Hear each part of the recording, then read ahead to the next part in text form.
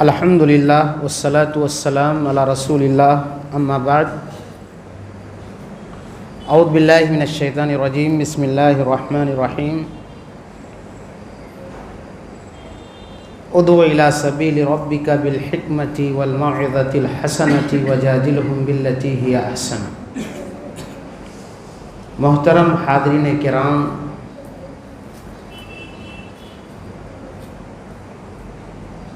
سب سے بہترین مشغلہ اس دنیا کے اندر دعوت کا ہے، اور ایک مسلمان خواہ وہ کتنا بھی گیا گزرا کیوں نہ ہو، کسی بھی میدان میں ہو، اگر وہ مسلمان ہے تو اسے یہ نہیں بھولنا چاہیے کہ ہم داعی ہیں۔ داعی کا مطلب یہ ہے کہ ہمارا بہت سارے لوگوں سے واسطہ ہوتا ہے، مختلف میدان کے لوگوں سے سابقہ پڑتا ہے، جن کے درمیان ہم اپنے نام سے، اپنی مذہبی پہچان سے جانے اور پرکھے جاتے ہیں۔ لہذا وہ ہماری گفتگو سے، ہمارے معاملے سے، ہمارے چہرے مہرے سے، ہمارے عادات و اطوار سے وہ اسلام کے سلسلے میں ایک نظریہ قائم کرتا ہے۔ اب دیکھنا یہ ہے کہ ہم اسلام کی کیسی ترجمانی پیش کرتے ہیں۔ اللہ تو کہتا ہے کہ آپ لوگوں کو حکمت کے ساتھ، موعظہ حسنہ کے ساتھ اللہ کے راستے کی طرف بلائیے، اور اگر بات بحث و تکرار کی ہو تو اچھے انداز میں ان کے ساتھ معاملہ کیجیے۔ اس دنیا کے اندر ہمیں بہت سارے لوگوں سے واسطہ ہے، ان میں سے مسلمانوں کی طرف منسوب ایک گروہ ہے جنہیں روافض یا شیعہ کہتے ہیں، یا جنہیں لوگ اہل بیت سمجھتے ہیں۔ ہم آج اسی موضوع کو لے کر آپ کے سامنے کچھ باتیں رکھیں گے، اور وہ موضوع ہے اہل بیت، فضائل اور حقوق۔ کیونکہ دو چیزیں ہیں، ایک تو یہ کہ اہل بیت ہیں کون، کیا وہ جو ان کے بارے میں دعویٰ کیا جاتا ہے، دوسرے یہ اگر حقیقی طور پہ ہم جانتے ہیں کہ اہل بیت یہ ہیں تو ان کے کیا فضائل ہیں، اور ان کے سلسلے میں ہم پر کیا حقوق عائد ہوتے ہیں۔ بطور تمہید کے اگر ہم یہ دیکھیں تو اسلامی تاریخ کا ایک بہت بڑا المیہ یہ رہا ہے کہ جتنے گمراہ فرقے رہے ہیں، آپ اگر دیکھیں تو ان لوگوں نے بہت ہی عیاری اور مکاری کے ساتھ اپنے آپ کو لوگوں کے درمیان مشہور کرنے کے لیے، قریب کرنے کے لیے، اپنی جھوٹ کو پھیلانے کے لیے، لوگوں کے دلوں میں نرم گوشہ حاصل کرنے کے لیے ایسی ہستیوں کو، ایسے لوگوں کو، ایسی جماعتوں سے اپنا رشتہ وابستہ کیا ہے، تاکہ جب ان کے چھتر سائے میں ہم آ جائیں گے تو ہماری جھوٹ، ہماری غلط بیانی کو پھیلانے کا خوب موقع ملے گا، اور ہمیں سند اعتبار حاصل ہو جائے گا۔ مثلا آپ دیکھیں امام ابو حنیفہ رحمۃ اللہ علیہ، یہ چاروں ائمہ میں سے ایک ہیں، ان کا عقیدہ وہی ہے جو ہم اور آپ کا عقیدہ ہے، جو سلفی عقیدہ ہے۔ لیکن آپ دیکھیں اسی ہندوستان میں، دور نہ جائیے، بریلوی بھی نماز امام ابو حنیفہ کی طرح پڑھتے ہیں جو ان کی مسلک میں ہے، دیوبندی حضرات بھی وہ امام ابو حنیفہ والی نماز پڑھتے ہیں اور اپنے آپ کو حنفی کہتے ہیں۔ اسی طرح سے مرزا غلام احمد قادیانی جو اپنے آپ کو نبی اور نہ جانے کیا کیا کہہ بیٹھا، وہ بھی اپنے آپ کو حنفی کہتا تھا۔ بہت سارے فرقے، آپ کو حیرت ہوگی کہ شیعوں کے بعض فرقے بھی اپنے آپ کو حنفی کہتے ہیں۔ اسی طرح سے آپ باہر کی دنیا میں ترکیہ وغیرہ میں جائیں گے تو وہاں بھی امام ابو حنیفہ کے ماننے والے ہیں۔ اب سوال یہ ہے کہ امام ابو حنیفہ تھے کیا؟ ایک ہی کوئی عقیدہ رہا ہوگا، یا جتنے لوگ جتنے طرح کے ہندوستان یا دنیا میں پائے جاتے ہیں سب امام ابو حنیفہ کے عقیدے کے چل رہے ہیں؟ ایسے ہی عبد القادر جیلانی رحمۃ اللہ علیہ اچھے امام تھے، سلفی امام تھے، لیکن ان کے نام کی سب منسوب کیسے کیسے لوگ صوفیہ اور نہ جانے کیا کیا لوگ کیسی کیسی افواہیں پھیلائیں۔ ایسے ہی معاملہ نبی صلی اللہ علیہ وسلم کے خاندان اہل بیت کا بھی ہے۔ ان کی طرف یہ جو روافض ہیں ابھی جن کے بارے میں آپ دیکھیں گے، ان لوگوں نے بھی یہ ظاہر کیا کہ ہم نبی کے خاندان والے ہیں۔ ایک شخص عبداللہ بن سبا یہودی حضرت عثمان کے زمانے میں اٹھتا ہے اور اپنے آپ کو اہل بیت کا خاص قریبی کہتا ہے، اور رفتہ رفتہ یہ شخص اپنے فتنے کو، اپنے فکر کو پھیلاتا ہے۔ شیعوں کی کتابوں میں بھی ہے اور سنیوں کی کتابوں میں ہے کہ یہودی تھا، اور اس طرح سے اس نے اہل بیت کا یا شیعوں کا اہل بیت کے نام سے موسوم کرایا۔ آئیے یہ جاننے کی کوشش کرتے ہیں کہ ہمیں کیا اس موضوع پہ گفتگو کرنی چاہیے یا نہیں کرنی چاہیے، یہ سوال ہوتا ہے۔ تو آپ دیکھیں کچھ لوگوں کا یہ کہنا ہے، بلکہ اہل سنی حضرات، بہت سارے لوگوں کے ذہن میں یہ تصور ہے کہ اہل بیت تو یہ شیعہ لوگ ہیں، ان سے ہمارا کیا واسطہ، اس لیے نہیں پڑھتے۔ کچھ لوگوں کا معاملہ یہ ہے کہ ان کا کہنا یہ ہے کہ نبی صلی اللہ علیہ وسلم جب دنیا سے رخصت ہوئے تو 6 مہینے تک آپ کی بیٹی فاطمہ زندہ تھی، اور ان کے 2 بیٹے حسن اور حسین سے نسل چل رہی ہے، تو نبی صلی اللہ علیہ وسلم کی نرینہ اولاد کوئی نہیں تھی۔ بیٹی کے جو بچے ہوتے ہیں وہ دوسرے کے ہوتے ہیں، اس کے باپ کی طرف منسوب ہوتے ہیں، لہذا یہ نبی کا خاندان کیسے ہوگا؟ اسی طرح سے 2 گروہ، ایک جیسے شیعہ حضرات جنہوں نے بہت ساری جھوٹیں گڑھی، ایسے ہی اس زمانے میں خوارج جو اپنے آپ کو جنہیں نواسب بھی کہا جاتا تھا، یعنی جو اہل بیت کے خلاف دشمنی رکھتے تھے، جن لوگوں نے حضرت علی رضی اللہ تعالیٰ عنہ سے جنگیں بھی لڑی تھیں۔ لہذا اس قسم کے لوگ اس زمانے میں تھے، تو پھر ایسی صورت میں ظاہر ہے اگر کوئی حدیثیں گڑھ رہا ہے، جھوٹ پھیلا رہا ہے اور کوئی دشمنی نکال رہا ہے، پھر ایسی صورت میں صحیح چیز یا تو دب کر رہ جاتی ہے یا اس الجھاؤ میں پھنس کر کے لوگ دوری اختیار کر لیتے۔ اس لیے بھی لوگ پڑھنا نہیں چاہتے، کیونکہ آپ کو یہ معلوم ہونا چاہیے، محدثین کہتے ہیں سب سے زیادہ جھوٹ بولنے والے یہ شیعہ حضرات ہیں۔ آج کل جو حسن حسین کا جھگڑا ہے اور بہت سارے جھگڑے ہیں، یہ اسی بنیاد پہ ہیں۔ اسی طرح سے ایک اور بات جس کی وجہ سے یہ بات کہی جاتی ہے کہ اپنے یہاں پڑھنے کا اور اپنی تاریخ کو جاننے کا تصور بھی نہیں ہے، اس لیے بھی ہم اہل بیت کے سلسلے میں واقفیت نہیں رکھتے۔ آپ کو معلوم ہونا چاہیے، آپ نے نام سنا ہوگا پڑوسی ملک کے علامہ احسان الہی ظہیر گزرے ہیں، انہوں نے اردو میں اور عربی میں اہل بیت پر بہت کچھ لکھا ہے اور یہ واضح کیا ہے کہ اہل بیت کسے کہتے ہیں۔ آئیے جاننے کی کوشش کرتے ہیں کہ اہل بیت کیا ہے۔ اہل یا آل، یہ دونوں ایک ہی معنی ہے۔ جیسے آپ کہتے ہیں آل و اولاد یا اہل و عیال، تو اہل و عیال بیوی بچے، آل اولاد یعنی انسان کی نسل، اور بیت کے معنی ہوتے ہیں گھر کے۔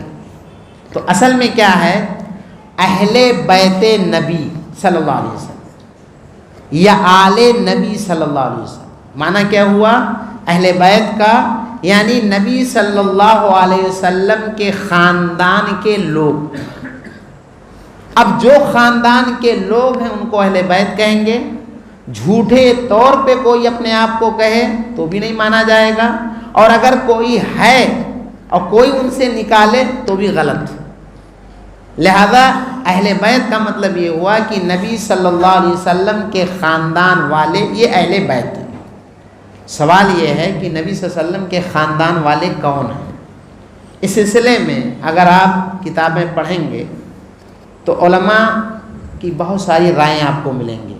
کسی نے کہا کہ اہل بیت وہ ہیں جن پر زکوٰۃ حرام ہے، کسی نے کہا کہ اہل بیت یہ نبی صلی اللہ علیہ وسلم کی بیویوں اور آپ کی اولاد کو کہتے ہیں، کسی نے کہا کہ قیامت تک جتنے لوگ ہیں سب اہل بیت، اور ان کی دلیل جانتے ہیں کیا ہے؟ نوح علیہ السلام کی کشتی جب تیار ہوئی اور کشتی میں جب بیٹا کنعان نہیں سوار ہوا تو اللہ تعالیٰ سے انہوں نے کہا اللہ تعالیٰ میرے بیٹے کو بچا لے، انہو من اہلی، وہ میرے اہل سے ہے۔ اللہ تعالیٰ نے کہا انہو لیس من اہلک انہو عمل غیر صالح، تمہارا اگرچہ بیٹا ہے لیکن وہ تمہاری اہل سے نہیں ہے کیونکہ وہ صاحب ایمان نہیں ہے۔ تو کہتے ہیں کہ جتنے صاحب ایمان قیامت تک ہیں یہ سب نبی صلی اللہ علیہ وسلم کے خاندان کے لوگ، یہ بھی بات صحیح نہیں ہے۔ اسی طرح سے کسی نے کہا کہ نبی صلی اللہ علیہ وسلم کے اہل میں سارے مسلمان تو نہیں لیکن جو متقی و پرہیزگار لوگ ہیں یہ اہل بیت ہیں۔ اہل بیت کو جاننے کے لیے آپ یہ جانیں کہ نبی صلی اللہ علیہ وسلم کا نسب نامہ ہمیں یاد ہوگا کہ محمد بن عبداللہ بن عبد المطلب، اور عبد المطلب کے بعد ہاشم، اور ہاشم کے بعد عبد مناف، اتنا یاد رکھیں، محمد بن عبداللہ بن عبد المطلب بن ہاشم بن عبد مناف۔ عبد مناف کے 4 بیٹے تھے اور ان بیٹوں میں سے ایک بیٹے ہاشم تھے، اسی لیے آپ صلی اللہ علیہ وسلم کے خاندان کو ہاشمی گھرانہ بھی کہا جاتا ہے۔ ہاشم، اور یہ بہت لوگ کم ہم میں سے جانتے ہیں کہ ہاشم کا ایک بیٹا تھا، اس کا نام تھا شیبہ، اور یہ جو شیبہ ہے یہ شیبہ یہ مدینہ چلے گئے تھے اور نبی صلی اللہ علیہ وسلم کی رشتہ داری مدینہ میں تھی۔ انہیں مطلب لے کر کے چلے آئے، تو اس لیے ان کو عبد المطلب یعنی مطلب کا غلام کہا جانے لگا۔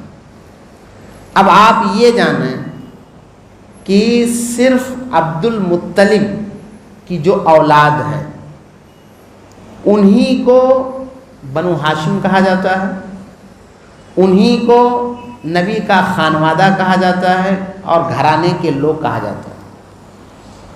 اور وجہ یہ ہے صحیح بخاری وغیرہ کی روایت ہے کہ کچھ لوگ آپ سورہ نساء پڑھیں گے یا اسی طرح سے اور صورتیں جس میں اہل بیت کا بھی حق مال غنیمت میں بتایا گیا۔ 10ویں پارے وَاعْلَمُوا أَنَّمَا غَنِمْتُمْ فَإِنَّ لِلَّهِ خُمُسُهُ وَلِلرَّسُولِ، تو جنگ میں جو مال غنیمت ملتا ہے اس میں اللہ کے نبی صلی اللہ علیہ وسلم کے خاندان کا بھی حق ہے۔ تو اب ظاہر ہے یہ جاننا ضروری ہے کہ آپ کے خاندان کا کون ہے۔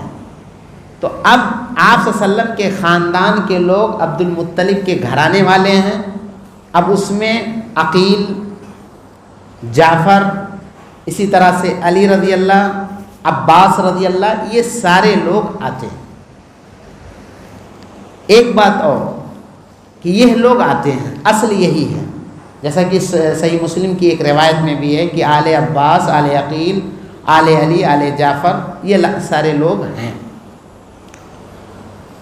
لیکن ہم آج جب یہ بات کہہ رہے ہیں گویا کہ تقریباً 1450 سال گزر گئے اور یہ بھی بات کہتے ہیں کہ ان کے ہم پر حقوق ہیں، تو اس وقت بات یہ ہوگی کہ جو لوگ زندہ ہیں اس خاندان کے،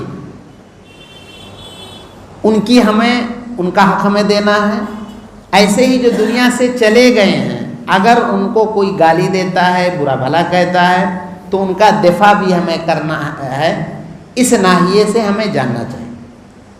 تو اللہ کے نبی صلی اللہ علیہ وسلم کے خاندان کے لوگ کون ہوئے؟ یہ عبد المطلب کی اولاد، جن کو ہاشمی گھرانہ کہا جاتا ہے، یہ ہیں اصل میں اہل بیت۔ ایک بات اچھی طرح سے یہ جان لیں۔ دوسری بات کیا ہے کہ نبی صلی اللہ علیہ وسلم کے انہی خاندان، جو عباس رضی اللہ کے بیٹے ہیں، یا ابو طالب کے بیٹے علی رضی اللہ ہیں، یا جعفر کے بیٹے وغیرہ ہیں، یہ تو ہیں۔ نبی صلی اللہ علیہ وسلم کی بیویاں جو ہیں، کیا یہ اہل بیت میں ہیں یا نہیں، یہ جاننا چاہیے۔ اسی طرح سے ایک اور مسئلہ ہے کہ اللہ کے نبی صلی اللہ علیہ وسلم کے غلام، جیسے آپ کے غلام میں ایک نام آتا ہے ابو رافع کا، کیا یہ لوگ اہل بیت میں ہیں یا نہیں؟ اور اس چیز کو اس حساب سے جاننا ہے کہ جو بھی اہل بیت ہے اس کے لیے زکوٰۃ حرام ہے۔ زکوٰۃ اصل میں یہ مال کا میل ہے۔ اللہ کے نبی صلی اللہ علیہ وسلم نے فرمایا انما ہی اوساخ الناس، یہ لوگوں کا جو مال ہے یہ اسی کا میل و کچیل ہے۔ ہم خود ہی اگر صاحب حیثیت میں کیا زکوٰۃ کھاتے ہیں؟ نہیں کھاتے۔ ہم غریبوں کو دیتے ہیں، فقیروں کو دیتے ہیں، لیکن جو صاحب حیثیت وہ نہیں کھاتے۔ کیوں؟ کیونکہ یہ ان کی شان کے خلاف ہے۔ اب نبی کا خاندان، آپ کا گھرانہ سب سے اونچا اور سب سے بلند ہے، تو وہ مال کے میل کو کیوں کھائے گا؟ یہ معیار ہے اہل بیت کا۔ تو آپ کا جو یہ خاندان ان کے لیے حرام ہے۔ اب حدیثیں دیکھنی ہیں کہ کیا ازواج مطہرات ہیں یا نہیں ہیں۔ اس سلسلے میں قرآن کی ایک آیت ہے، اللہ تعالیٰ فرماتا ہے سورہ احزاب میں آیت نمبر 33، جب آپ کی بیویوں کا ذکر ہے، اس کے بعد اللہ نے کیا کہا؟ انما یرید اللہ لیذھب عنکم الرجس اہل البیت۔ ترجمہ کیا ہے کہ اللہ تعالیٰ چاہتا ہے کہ اے اہل بیت تم سے گندگی کو دور کر دے، وَيُطَهِّرُكُمْ تَطْهِيرًا، اور تمہیں اچھی طرح سے پاک کر دے۔ غور کرنے کی بات یہاں یہ ہے کہ اللہ تعالی نبی صلی اللہ علیہ وسلم کی بیویاں جو ہماری ماں ہیں، قرآن ان کو اہل بیت کہہ رہا ہے۔ اس کا سے معلوم کیا ہوا کہ یہ اہل بیت، اور یہ ایک اہم شرعی نقطہ ہے، پوائنٹ ہے۔ کیا؟ قرآن میں اللہ تعالیٰ نے یہ کہا کہ یہ اہل بیت ہیں۔ حدیث میں ایک ہے حدیث کسا، چادر والی حدیث، اور حدیث کسا یہ ہے کہ ایک دفعہ اللہ کے نبی صلی اللہ علیہ وسلم نے ایک چادر لی، اور اس چادر کے نیچے حضرت علی، فاطمہ، حسن، حسین اور آپ خود اکٹھا ہوئے اور کہا یہ ہیں ہمارے اہل بیت۔ اسے کیا پتہ چلا؟ گویا یہی خاندان ہے، بقیہ نہیں۔ اور قرآن کہتا ہے کہ اہل بیت یہ نبی کی بیویاں ہیں۔ یہ بات سمجھنے کی ہے۔ اسی طرح سے ایک دوسرا قرآن کا ضابطہ کیا ہے اور حدیث کا ضابطہ اسی کے برعکس۔ آپ جانتے ہیں کہ مسجد قباء یہ مدینہ میں ہے، یہ وہ پہلی مسجد ہے جو اللہ کے نبی صلی اللہ علیہ وسلم مدینہ داخل ہوتے ہی بنوائے، اس کے بعد آپ مدینہ میں آئے۔ مسجد قباء کے بغل میں مسجد زرار بنائی گئی تھی، قرآن میں اس کا بھی ذکر ہے۔ اللہ تعالیٰ نے کہا لَمَسْجِدٌ أُسِّسَ عَلَى التَّقْوَى مِنْ أَوَّلِ يَوْمٍ أَحَقُّ أَن تَقُومَ فِيهِ رِجَالٌ يُحِبُّونَ أَن يَطَّهَّرُوا۔ مسجد قباء کو اللہ نے کہا کہ اسی کے اندر نماز پڑھو، اس مسجد کی طرف کیوں جاتے ہو جو منافقین نے فتنہ و فساد کے لیے بنایا ہے؟ قرآن کے اعتبار سے مسجد قباء یہ وہ پہلی مسجد ہے جس کی بنیاد تقوی پہ رکھی گئی۔ سمجھیے، ایک دفعہ کیا ہوا، دو صحابی میں لڑائی ہو گئی۔ لڑائی کا مطلب بحث و تکرار ہو گئی کہ قرآن نے جو یہ کہا کہ وہ مسجد جس کی بنیاد سب سے پہلے تقوی پہ رکھی گئی ہے وہ مسجد قباء ہے۔ ایک دوسرے صحابی نے کہا نہیں وہ مسجد نبوی ہے۔ اختلاف ہو گئے۔ اب اللہ کے نبی صلی اللہ علیہ وسلم کے پاس آئے تو اللہ کے نبی صلی اللہ علیہ وسلم نے کہا کہ یہ میری مسجد ہے، تو گویا اللہ کے نبی نے جو کہا یہ سنت، اور قرآن نے جو کہا یہ قرآنی حکم۔ تو قرآن کے اعتبار سے تو مسجد قباء، اور حدیث کے اعتبار سے یہ مسجد نبوی۔ یہاں پر قرآن کے اعتبار سے تو اہل بیت نبی کی بیویاں، اور حدیث کے اعتبار سے دیکھا جائے تو اہل بیت یہ علی، فاطمہ، حسن، حسین۔ یہاں پر علماء یہ کہتے ہیں کہ ایک ہے اصل اور ایک ہے فرع۔ جیسے آپ باپ ہیں تو آپ یہ اصل، بیٹا یہ فرع ہے، یہ شاخ ہے، یہ آپ کے بعد وجود ہے۔ جیسے آپ درخت لگاتے ہیں تو جڑ نکلتی ہے، اس کو اصل بولتے ہیں، آگے جب درخت اوپر شاخیں نکلتی ہیں ان کو فرع بولتے ہیں۔ تو اللہ کے نبی صلی اللہ علیہ وسلم کا خاندان یہ اصل ہے، جس سے حضرت علی ہیں، فاطمہ ہیں، حسن و حسین ہیں، یا عباس ہیں، جعفر ہیں، عقیل ہیں رضی اللہ عنہ۔ اور آپ کی بیویاں یہ فرع ہیں، آپ سے شادی سے پہلے وہ اہل بیت میں نہیں تھیں، شادی کے بعد وہ اہل بیت میں ہوئیں، سمجھیے۔ اسی طرح سے اللہ کے نبی صلی اللہ علیہ وسلم کے غلام ابو رافع، جب آپ کے غلام ہوئے تو یہ اہل بیت میں ہوئے، اس سے پہلے نہیں تھے۔ اور دونوں کے سلسلے میں حدیث ہے۔ ایک دفعہ صدقے کی کا ایک جانور حضرت عائشہ رضی اللہ کے پاس آیا، انہوں نے کہا کہ ہم نہیں کھائیں گے، ہم اہل بیت کے لیے صدقہ حرام۔ ایسے ہی ابو رافع کو ایک مرتبہ کچھ ملا تو اللہ کے نبی صلی اللہ علیہ وسلم نے کہا مولا القوم من انفسہم، قوم کا، کسی خاندان کا، کسی گھر کا غلام جو ہوتا ہے اسی کا مانا جاتا ہے۔ تو اہل بیت آپ صلی اللہ علیہ وسلم کا خاندان ہی اصل ہے۔ آپ کی شادی کی وجہ سے آپ کی جو 11 بیویاں تھیں جن میں سے کسی کی نسل نہیں چلی بعد میں، وہ آپ کے خاندان کی ہوئیں۔ زندگی میں ان کا وہی حق تھا جو بتایا گیا، یا بعد میں وہ حق ہے جو گالی گلوچ لوگ دیتے ہیں دفاع وغیرہ کے ناحیے سے، ایسے ہی آپ کے غلام حضرات یہ نبی صلی اللہ علیہ وسلم کے خاندان کے۔ یہ معاملہ واضح ہو گیا کہ اصل میں اہل بیت کون ہیں، اور اسی طرح سے فرع کے طور پہ کون ہے۔ اچھا ایک اور بات بتاؤں میں، حضرت عائشہ رضی اللہ کی ایک لونڈی تھی جن کا نام تھا بریرہ۔ ایک دفعہ ان کے پاس غریب تھی، صدقے کا کچھ سامان آیا گوشت کی شکل میں، تو اللہ کے نبی صلی اللہ علیہ وسلم نے کہا اے بریرہ ہمیں بھی کھلاؤ۔ تو بریرہ نے کہا کہ اللہ کے نبی صلی اللہ علیہ وسلم یہ تو صدقے کا ہے۔ تو اللہ کے نبی صلی اللہ علیہ وسلم نے کہا تمہارے لیے صدقہ ہے اور میرے لیے ہدیہ ہے، یعنی تم اس کی حقدار ہو، اب تم مجھے گفٹ کرو گی تو میرے لیے صدقہ نہیں رہے گا، میرے لیے وہ چیز کیا ہوگی، جائز ہوگی۔ یہاں سمجھنے کی بات ایک یہ ہے کہ عائشہ رضی اللہ کی وہ لونڈی تھیں، نبی صلی اللہ علیہ وسلم کی نہیں تھی۔ نبی صلی اللہ علیہ وسلم کا غلام تو نبی صلی اللہ علیہ وسلم کی طرح سے اہل بیت کا حق رکھتا ہے۔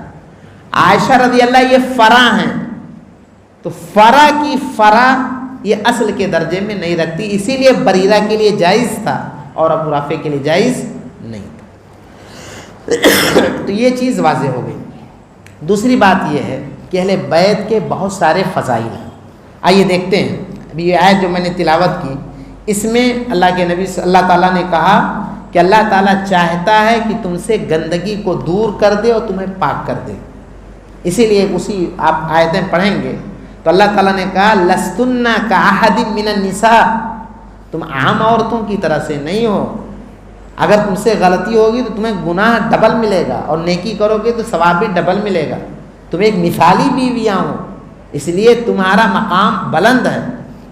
ایک اور حدیث میں اللہ کے نبی نے خاص کر کے یاد دلایا صحابہ کو، کہا کہ میں اپنے اہل بیت کے سلسلے میں تمہیں یاد دلاتا ہوں، یعنی تم ان کے حقوق کا خیال رکھنا۔ ایک اور حدیث کے اندر اللہ کے نبی نے فرمایا، غور کیجئے گا، اللہ کے نبی فرماتے ہیں کہ اللہ تعالیٰ نے کنانا، ایک خاندان، ایک شخص جس کا خاندان تھا، کہا اسماعیل علیہ السلام کی اولاد سے کنانا کو چنا، پھر کنانا سے قریش کو چنا، پھر قریش سے بنو ہاشم کو چنا، اور پھر بنو ہاشم سے مجھے چنا۔ اب ایسے میں وقت زیادہ نہیں ہو جائے، میں ایک مثال دیتا ہوں. مثلا پوری دنیا میں انسان ہیں، ان انسانوں میں کچھ مذہب والے ہیں، کچھ لبرل قسم کے ہیں. اب جو مذہب والے ہیں وہ لبرل قسم کے، دہریہ قسم کے لوگوں سے اچھے ہوئے، ٹھیک ہے. پھر مذہب والوں میں سے اسلام مذہب والے سب سے اچھے ہوئے. اسلام مذہب کی طرف بہت سارے فرقے ہیں، شرک بدعت کفر نہ جانے کیا کیا کرتے ہیں. ان فرقوں میں سے ان مسلکوں میں سے مسلک اہل حدیث سب سے بہتر ہے. اس مسلک اہل حدیث میں جن کی فضیلت ہے وہ علم سیکھنے اور سکھانے والے ہیں، جیسے ہم لوگ یہاں بیٹھے. اب آپ دیکھیں کہ کتنے ناحیے سے ہم آپ حضرات چنے ہوئے ہیں. ایسے اللہ کے نبی صلی اللہ علیہ وسلم نے اپنے خاندان کے لیے کہا اللہ نے ایسے ایسے چنا ہے اور مجھ کو بنو ہاشم سے چنا ہے. اسی طرح سے قرآن میں اللہ تعالیٰ نے جگہ فرمایا کہ نبی مومنوں کے لیے ان کی اپنی ذات سے زیادہ حقدار ہیں. النبی اولی بالمؤمنین من انفسہم وازواجہ امہاتہم، اور نبی کی بیویاں یہ امت کے لیے مائیں ہیں. مائیں کا مطلب کیا ہے؟ اس طرح سے ماؤں سے شادی نہیں کر سکتے، ایسے ہی نبی کی بیویوں سے شادی نہیں کر سکتے. لیکن ماں سے پردہ نہیں ہے، نبی کی بیویوں سے پردہ صحابہ کرتے تھے. یہاں مطلب یہ ہے ماں سے یعنی عزت، احترام اور ان کے حقوق کو پہچاننے وغیرہ کے سلسلے. اب یہ بدنصیبی کی بات ہوگی، ابھی جو شیعوں کی بات ہو رہی تھی، یہ شیعہ حضرات ہماری ماں عائشہ کو نعوذ باللہ زانیہ اور نہ جانے کیا کیا کہتے ہیں. ابھی حج میں کئی سالوں پہلے جو معاملہ ہوا تھا، یہ باقاعدہ اپنے پیر میں جو پکڑے گئے تھے حج میں، مارے گئے تھے، ان لوگ ان کے پیر میں نشانات پائے گئے ابو بکر عمر عائشہ لکھ کر کے کہ جب چلیں گے تو ان کو رون دیں گے. اب بتائیے کہ کیا یہ اپنی ماں کی یا امت کے بہترین لوگوں کے احترام کرنے والے ہیں یا ان کی تنقیص کرنے والے ہیں؟ اسی طرح سے ایک اور حدیث میں اللہ کے نبی نے فرمایا کہ جتنے بھی نسب اور رشتے ہیں یہ ختم ہو جائیں گے قیامت کے دن، صرف میرا سبب اور میرا رشتہ باقی رہے. آپ کو حیرت ہوگی، اور یہ بھی ایک بہت بڑی بدنصیبی ہے. ہم اور آپ کیا جانتے ہیں کہ حضرت فاطمہ رضی اللہ کے کتنے بچے تھے؟ 2، حسن اور حسین. لیکن یہ ہم میں سے بیشتر لوگ نہیں جانتے ہیں کہ ان کی ایک بیٹی بھی تھی جس کا نام تھا ام کلثوم، اور ان ام کلثوم سے شادی کی تھی حضرت عمر رضی اللہ نے، اور حضرت عمر رضی اللہ کی ان سے 2 بچے پیدا ہوئے تھے. اور یہ جو حدیث میں نے ابھی بیان کی، کل سبب و نسب منقطع یوم القیامہ الا سببی و نسبی، حضرت عمر نے اسی حدیث کی بنیاد پہ ان سے شادی کی تھی کہ تاکہ قیامت کے دن میرا بھی رشتہ نبی کے خاندان سے ہو جائے. کیونکہ ام کلثوم یہ فاطمہ کی بیٹی ہیں جو کہ نبی کی بیٹی ہیں، نبی کے خاندان کی. علی کی بیٹی ہیں تو علی بھی اسی بنو ہاشم یا بنو عبد المطلب میں آتے ہیں. بات سمجھ میں آ رہی ہے نا؟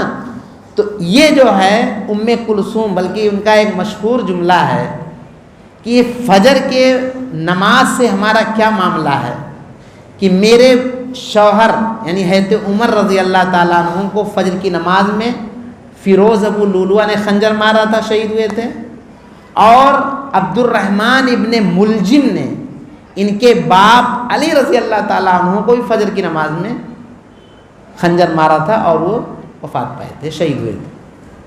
تو یاد رکھیں یہ کہ ام کلثوم بنت علی جو فاطمہ رضی اللہ کے بطن سے پیدا ہوئی تھی اور زیادہ عمر نہیں تھی، حضرت عمر نے حضرت علی سے کہا کہ میں چاہتا ہوں کہ آپ اس حدیث کی بنیاد پہ اس خاندان سے رشتہ جوڑوں، تو میں آپ کی بیٹی سے شادی کر. بہت کافی عمر میں فرق تھا. حضرت علی نے کہا کہ میں اس بچی کو بھیجتا ہوں، آپ پسند کریں تو ہو جائے شادی. پھر بھیجا انہوں نے اور اس کے بعد شادی ہوئی اور پھر ان سے 2 بچے بھی پیدا ہوئے تھے.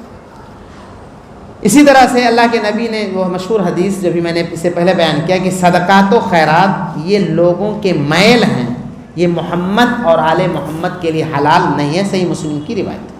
اسی طرح سے ایک اور حدیث کو شیخ البانی نے صحیح قرار دیا ہے، کہا کہ اس ذات کی قسم جس کے ہاتھ میں میری جان ہے، اہل بیت سے جو بھی بندہ بغض رکھے گا تو اللہ تعالیٰ اسے جہنم میں ڈالے گا. ہم اور آپ کے لیے اس کے اندر عبرت کیا ہے کہ ہمیں اگر صحیح معنوں میں کوئی اہل بیت کا بندہ ملتا ہے تو رشتہ داری قائم کرنے کی ایک تو کوشش کرنی چاہیے، احترام کرنا چاہیے، اسی طرح سے ان کے تئیں بغض نہیں رکھنا چاہیے، کیونکہ اللہ کے نبی نے فرمایا اللہ تعالیٰ بغض رکھنے والوں کو جہنم میں ڈالے گا۔ اہل بیت کے سلسلے میں شیعوں کا عقیدہ کیا ہے اور سنیوں کا عقیدہ کیا ہے، یعنی صحیح عقیدہ کیا ہے اور غلط عقیدہ کیا ہے، یہ بھی جاننا چاہیے۔ دیکھیں اہل بیت ہوں یا کوئی بھی ہو، اللہ کا ایک عام ضابطہ ہے ان اکرمکم عند اللہ اتقاکم۔ اللہ کے یہاں سب سے معزز کون ہے؟ جو متقی و پرہیزگار۔ آپ دیکھیں ابو لہب یہ آپ کا سگا چچا تھا کہ نہیں تھا؟ ابو طالب سگے چچا تھے کہ نہیں؟ دونوں جہنم میں جائیں گے، بلکہ ابو لہب کے بارے میں تو پوری سورت نازل ہوئی ہے۔ عربی کے ایک شاعر کہتے ہیں کہ صحیح معنوں میں اس کا ترجمہ کیا ہے؟ دین کی بنیاد پر انسان کو مقام و مرتبہ ملتا ہے، لہذا انسان خاندان کو لے کر کے دینداری اور تقوی کو نہ چھوڑے۔ مثال دیا کیا اس نے؟ اب آپ دیکھیے سلمان فارسی جو بہت لمبی عمر پائے، بلکہ بعد میں کہتے ہیں کہ 300 سال زندہ رہے، بہت سارے پادریوں کی خاک چھانتے چھانتے آئے مدینہ اور مسلمان ہوئے۔ اللہ کے نبی نے کہا کہ سلمان منا اہل البیت، یہ ہمارے خاندان سے ہیں، ان کی تعظیم ان کے حوصلہ افزائی کے لیے آپ نے کہا۔ تو کہتے ہیں کہ دیکھیے ایمان نے سلمان فارسی کو اعلیٰ مقام دیا اور شرک نے ابو لہب کو زمین کے نیچے کر دیا۔ تو یاد رہے کہ ہم اہل سنت والجماعت ہیں۔ اہل سنت والجماعت وہ نہیں جو بریلوی حضرات کہتے ہیں، بلکہ اہل سنت والجماعت کا وہ معنی کہ جو اس طریقے پہ تھے جس پر نبی صلی اللہ علیہ وسلم، صحابہ کرام اور سلف صالحین تھے۔ اس کا کیا طریقہ ہے یا ان کا کیا ضابطہ ہے؟ یہ ہے افراد اور تفرید کے درمیان میں رہتے۔ افراد اور تفرید کا مطلب کیا ہے؟ درمیانی راہ، یعنی مثلا کچھ لوگوں نے حضرت علی کو جیسے شیعہ حضرات نے اللہ کے درجے میں رکھ دیا، پہلے کہاں رکھا؟ نبی کے درجے میں۔ یہ کہا کہ جبرائیل نبوت اور رسالت لے کے علی رضی اللہ کے پاس آئے تھے اور بھول کر کے اللہ کے نبی کے پاس چلے گئے، اور اتنا ہی نہیں بلکہ ان کو معصوم اور اللہ کے درجے تک پہنچایا۔ تو یہ بھی نہیں کرنا ہے۔ اسی طرح سے اتنا بھی نہیں گرنا ہے کہ ہم ان کو برا بھلا کہیں۔ آپ کو حیرت ہوگی ابو طالب کے بارے میں صحیح حدیث کیا ہے کہ ان کو جہنم کا سب سے ہلکا عذاب دیا جائے گا، جہنم کی آگ کی جوتی پہنائی جائے گی جسے دماغ کھولنا ہوگا۔ سنا ہوگا آپ نے، یہ صحیح مسلم کی صحیح روایت۔ لیکن شیعہ حضرات ابو طالب علیہ السلام کہتے ہیں، ابو طالب کا جنم دن یا جنم وفات جو بھی کہیے، وفات کی تاریخ کو مناتے ہیں۔ اب جو آدمی کفر پہ مرا، شرک پہ مرا، اس کے لیے کیسے ہم جو ہے اس کو ایمان والوں کا درجہ دیں گے؟ تو یہ بھی غلط ہے، اور یہ بھی غلط ہے کہ ہم اہل بیت کے سلسلے میں بغض رکھیں، نفرت رکھیں۔ تو یہ ہے اہل بیت کا۔ بلکہ امام ابن تیمیہ رحمۃ اللہ علیہ نے یہاں تک لکھا ہے کہ بعد کے زمانے میں ایسے بھی اس خاندان کے رہیں جن کا دین سے کوئی واسطہ ہی نہیں رہا، تو جو دین پر ہیں ان کی قدر و قیمت ہے، ان کا عزت ہے، احترام ہے، اور اس سے جو ہٹے ہوئے ہیں ان کا کوئی احترام نہیں۔ اسی طرح سے جو صحابی بھی تھے، جیسے مان لیے تھے علی رضی اللہ، فاطمہ، عباس، دیگر جو صحابہ ہیں جو اہل بیت تھے، تو ان کا ڈبل مقام، ایک تو صحابیت کے شرف سے اور دوسرے نبی کے خاندان ہونے کے ان کے لیے ڈبل اجر ہے۔ بعد کے دور میں جو صحابی ہیں نہیں ہیں، تابعی ہیں، تو ان کو خاندان کی وجہ سے ہے۔ اسی طرح سے صحابہ کے زمانے میں اب کوئی یہ نہیں کہہ سکتا کہ علی رضی اللہ تعالیٰ عنہ یہ حضرت ابو بکر سے زیادہ افضل تھے، کیونکہ ہم اہل سنت والجماعت کا کیا عقیدہ ہے کہ جیسے سب سے پہلے خلیفہ ابو بکر ہیں تو سب سے افضل ابو بکر ہیں، پھر حضرت عمر ہیں، پھر عثمان ہیں، اور پھر علی ہیں۔ تو علی رضی اللہ باوجود اس کے کہ وہ اہل بیت سے ہیں، خلیفہ ہیں، صحابی ہیں، لیکن درجہ ان کا چوتھا ہی ہے۔ جو بدری ہیں اگر اہل بیت سے نہیں ہیں تو ان کو اس درجے پہ نہیں پہنچیں گے۔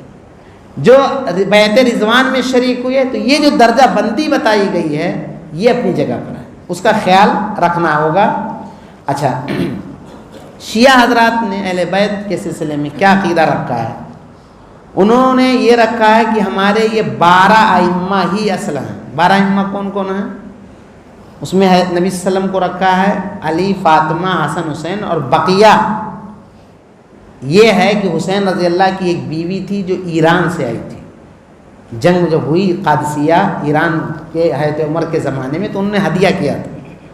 تو اس بیوی سے جو بچے پیدا ہوئے ہیں، جو نسل ہوئی ہے، وہی ان کے امام ہیں. ان میں علی بن حسین زین العابدین، محمد بن حنفیہ، جعفر صادق جن کو اسے جعفری کہتے ہیں، وغیرہ وغیرہ جو ہیں، یہ اسی خاندان سے. یہ بات رہے. بقیہ یہ اب اگر اہل بیت آپ ہو تو عباس کو بھی مانو. نبی صلی اللہ علیہ وسلم کی 4 بیٹیاں تھیں، 3 کو گول کیوں کر دیتے ہو؟ صرف حضرت فاطمہ کیوں لیتے ہو؟ ایسے ابھی میں نے بتایا کہ ام کلثوم فاطمہ کی بیٹی ہیں، علی کی بیٹی ہیں، لیکن بس عمر سے شادی کی وجہ سے اتنی وہ ہو گئی مظلوم کہ ان کا نام ہی غائب کر دیا اور ہم جیسے لوگوں کو پتہ نہ رہے. تو یہ سب چیزیں ظلم ہیں، یہ غلط ہے، یہ نہیں ہونا چاہیے. تو اہل بیت کا یہ عقیدہ ہے. روافظ کیا کہتے ہیں؟ ان کے بہت سارے گندے عقیدے ہیں. ان کا یہ ہمارے 12 جو ائمہ ہیں یہ معصوم ہیں. معصوم کا مطلب ان سے غلطی نہیں ہوتی، اور ان کو وہ سارے اختیارات ہیں جو اللہ کو، اور اس کے باوجود کہتے ہیں یہ مظلوم ہیں. جبرن ابو بکر، عمر اور عثمان علی رضی اللہ تعالی عنہ سے آگے ہو کر کے خلافت کو غصب کر لیا. اب اگر اتنے پاورفل ہیں تو پھر کیسے غصب کر لیے؟ یہ دونوں باتیں سمجھ سے باہر ہیں. ان کے بہت سارے گندے گندے عقیدے ہیں جن کو بتانے کے لیے یہاں پہ وقت نہیں ہے. انہوں نے اپنے ائمہ کو انبیاء، رسول اور فرشتوں سے بھی اعلیٰ درجہ دیا ہے، جیسا کہ ان کی کتابوں میں ہے. یہ دعویٰ کرتے ہیں کہ ہمارے ائمہ جو ہے غیب جانتے تھے. لیکن میں آپ کو انہی کی کتابوں سے اور سنیوں کی کتابوں سے، جن کو یہ اپنے ائمہ کہتے ہیں، ان کی باتیں بتاتا ہوں کہ ان کی کیا رائے تھی ان کے بارے میں. مثلا آپ کسی کو بڑا مانیں تو پھر یہ بھی دیکھنا ہوگا کہ بڑے کی آپ کے سلسلے میں کیا رائے ہے. اب مثلا میں چند نہج البلاغہ ایک مشہور کتاب ہے. علی رضی اللہ کہتے ہیں شیعوں کے بارے میں، تم حق کو ترک کر چکے ہو، اپنے امام کے نافرمان ہو، تم خائن و بددین ہو، فسادی ہو. تم میں سے اگر کسی شخص کے پاس ایک پیالہ بھی امانت کر رکھ دیا جائے تو خطرہ یہ ہے کہ تم دستہ تک اس کا صاف کر دو گے. اسی طرح سے کہا کہ تم دین سے بیزار ہو، میں تم سے اکتا چکا ہوں، اے اللہ تعالیٰ مجھے تم سے بہتر لوگ نصیب فرما. اسی طرح سے علی رضی اللہ تعالیٰ عنہ نے بد دعا کی ان کے بارے میں، اللہ کا غضب نازل ان پر، اس شخص پر جو ان کی شان گھٹائے اور قیامت تک ان پہ لعنت بھیجے. اسی طرح سے ہے ایک اور بھی اقوال ہیں ان کے. اسی طرح سے ہے حسن بن علی رضی اللہ تعالیٰ عنہ جو حضرت علی کے بڑے بیٹے ہیں. ان کا کہنا ہے شیعوں کے تعلق سے، اللہ کی قسم ان لوگوں سے زیادہ ان لوگوں نے جھوٹ سے کام لیا. یہ ہمارے مددگار نہیں بلکہ یہ ہمارے دشمن ہیں، اور اگر ان کو دوبارہ موقع ملے تو یہ ہمارے بارے میں ہماری میراث تک یہ کھا جائیں گے. اسی طرح سے انہوں نے مزید کہا، انہی کی کتابوں میں ہے کہ یہ لوگ بے وفا ہیں، منافق ہیں، بدعہد ہیں. حسین رضی اللہ تعالیٰ عنہ جن کے لیے یہ ماتم کرتے ہیں، نہ جانے کیا کیا کرتے ہیں، انہوں نے صاف طور پہ امام ذہبی کی کتاب میں کہا کہ ان لوگوں نے میرے ساتھ دھوکہ دیا، بدعہدی کی، اور انہوں نے میرے بھائی عقیل کے ساتھ برا معاملہ کیا. اللہ تعالیٰ ان کو ایک ایک کر کے برباد کر دے. اسی طرح سے علی بن حسین زین العابدین نے بھی ان کے بارے میں بہت بری باتیں کہی ہیں.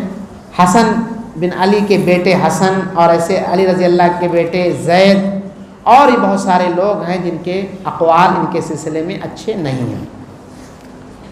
تو جس سے یہ پتہ چلا کہ یہ شیعہ حضرات خود اپنے ائمہ کی نگاہوں میں انتہائی گھٹیا قسم کے لوگ ہیں. یہاں ایک بات آپ سے بتانا ضروری ہے کہ شیعوں نے یہ ظاہر کرنے کی کوشش کی ہے کہ صحابہ کرام رضوان اللہ علیہم اجمعین اہل بیت کے دشمن تھے. چنانچہ اس دشمنی کو ظاہر کرنے کے لیے انہوں نے جھوٹی جھوٹی حدیثیں گڑھیں، اور ایسی حدیثیں گڑھیں جن سے یہ پتہ چلے کہ اہل بیت پہ انہوں نے ظلم ڈھایا ہے. میں اختصار کے ساتھ آپ کو یہ بتاؤں گا کہ 5 طرح کے ایسے معاملات ہیں اہل بیت کا صحابہ کے ساتھ کہ ان معاملات کی بنیاد پر دوستی کے سوا دشمنی نہیں ہو سکتی۔ اگر آپ ٹھنڈے دماغ سے سوچیں گے تو وہ بات سمجھ میں آئے گی۔ مثلا پہلی چیز کیا ہے، صحابہ کرام نے اہل بیت کی اور اہل بیت نے صحابہ کرام کی تعریف کی ہے۔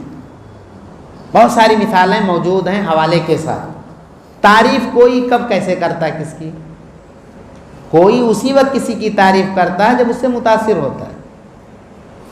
تو صحابہ کرام نے ایک دوسرے، حضرت علی نے، حضرت عمر نے، حضرت عثمان نے ایک دوسرے حضرت علی کی یا عباس کی اور دیگر اہل بیت کی کیا ہے، تعریفیں کی۔ تو ایک چیز یہ ہے کہ ایک دوسرے نے ایک دوسرے کی تعریف کی ہے اور یہ دلیل ہے کہ دشمنی نہیں تھی۔ دوسری چیز کیا ہے، ان دونوں میں باقاعدہ شادیاں ہوئی ہیں، یعنی صحابہ نے نبی کے خاندان سے، سب میں نے بھی حضرت عمر کا دکھایا آپ کو، اور اہل بیت نے ان سے شادیاں کوئی جب کرتا ہے تو کیا ایسے ہی کر دیتا؟ کیا اپنی بیٹی کو کوئی فاسق فاجر نعوذ باللہ بددین اور یہ لوگ جو کہتے ہیں ایسے لوگوں کو دیں گے؟ کوئی نہیں دے گا۔ چاہے بیٹی دینے کا معاملہ ہو یا بیٹے کا مسئلہ ہو، ایک دوسرے سے شادی کر رہے ہیں، اس کا مطلب دوستی تھی، دشمنی نہیں تھی۔ تیسری چیز یہ ہے یا تیسرا طریقہ یہ ہے کہ اہل بیت اور صحابہ نے ایک دوسرے کے نام پر اپنے بچوں کا نام رکھا ہے۔ آپ کو حیرت ہوگی، بہت ساری خواتین کا نام اہل بیت کی اولاد میں عائشہ ہے، عمر ہے، ابو بکر ہے، عثمان ہے، اور اسی طرح سے جن کو یہ لوگ برا بھلا کہتے ہیں، یہ سارے نام اہل بیت میں پائے جاتے ہیں۔ اور اسی کے برعکس یہ دلیل ہے کہ نام، اب آپ خود اندازہ لگائیے کہ ہم نام جب رکھتے ہیں تو نام سے پتہ چل جاتا ہے، کوئی رضوی لگاتا ہے، کوئی حسن رضا لگاتا ہے، کوئی علی رضا لگاتا ہے، نام سے پتہ چل جاتا ہے یہ کس فرقے کا ہے اور کس مکتب فکر سے تعلق رکھتا ہے۔ اسی طرح سے ایک چوتھا طریقہ یہ ہے کہ انہی اہل بیت اور صحابہ نے ایک دوسرے کی فضیلت میں حدیثیں بیان کی، اور حدیثیں تو اگر دشمنی ہوگی تو آدمی چھپائے گا۔ کسی نے کسی کے بارے میں اچھی بات کہی ہے تو دشمن چھپاتا ہے، بیان نہیں کرتا۔ اور پانچویں چیز جو ہے وہ یہ کہ باقاعدہ جو اہل بیت نہیں تھے انہوں نے اہل بیت کو ہدیہ و تحفہ دیا ہے، اور ادھر سے بھی ہدیہ و تحفے دیے گئے ہیں، جو اس بات کی دلیل ہیں کہ تحفہ اور ہدیہ یہ محبت کو پروان چڑھاتا ہے، یہ محبت کو بڑھاتا ہے۔ تو یہ 5 اعتبار سے مختصر یہ ہے کہ ایک دوسرے نے ایک دوسرے کی تعریف کی ہے، شادی و بیاہ ہوئے ہیں، اپنی اولاد کا نام رکھا گیا ہے، ایک دوسرے کی فضیلت میں جو حدیثیں آئی ہیں ان کو بیان کیا ہے ایک دوسرے نے، اور آخری اور پانچویں چیز یہ ہے کہ اس کے علاوہ ہدیہ اور تحفے کا سلسلہ رہا۔ لیکن بدنصیبی کی بات یہ ہے کہ اگر آپ دیکھیں گے تو جو لوگ قرآن کو لکھنے والے تھے صحابہ میں، روایت کرنے والے تھے صحابہ میں، یا صحابہ میں سے جو حدیثیں زیادہ بیان کی ہیں، آپ دیکھیں گے تو ان سب کو یہ شیعہ حضرات نے برا بھلا کہا ہے۔ کیا مقصد ہے؟ مقصد یہ ہے کہ تاکہ ہمارا قرآن اور نبی کی سنتیں صحابہ کو بدنام کر کے بدنام ہو جائیں۔ تو یہ چیزیں تھیں جو دشمنی کے حوالے سے جاننا ضروری تھا۔ اسی طرح سے صحابہ کرام اہل بیت میں بطور نمونہ ایک شخصیت ہے جو قیامت کے قریب مہدی کی شکل میں رونما ہوگی، لیکن چونکہ وقت نہیں ہے اس لیے ہم اس کو نہ بیان کر کے آخری بات یہ بیان کرتے ہیں کہ ان پر ہمارے اوپر ان کے سلسلے میں کیا حقوق عائد ہوتے ہیں مختصراً۔ ان میں سے پہلا حق یہ ہے کہ ہمارے دلوں میں ان کے تعلق سے محبت ہونی چاہیے، سب سے پہلی بات یہ۔ دوسری چیز یہ ہے کہ ہم ان کے سلسلے میں غلو سے کام نہ لیں، یعنی ان کو اتنا بڑھائیں چڑھائیں نہیں جو ان کا مقام نہیں ہے، اور اسی طرح سے جو ان کو برا بھلا کہیں ان کا دفاع کریں ڈٹ کر کے، زبانی طور پہ، قلمی طور پہ، جو بھی شکل ہو۔ یہ اہل بیت کا ہمارے اوپر کیا ہے؟ حق ہے، پہلا محبت کا، اور دوسرا ان کا دفاع کرنا، یا ان کے سلسلے میں کیا ہے جو لوگ غلط باتیں منسوب کرتے ہیں ان کو دور کرنے کی کوشش کرنا۔ اسی طرح سے تیسری چیز کیا ہے، ان کے حق میں دعا کرنا۔ آپ جو تشہد میں درود پڑھتے ہیں اس درود میں ہے اللہم صلی علی محمد وعلی آل محمد، یہ در حقیقت اسی اہل بیت پر دعا ہے۔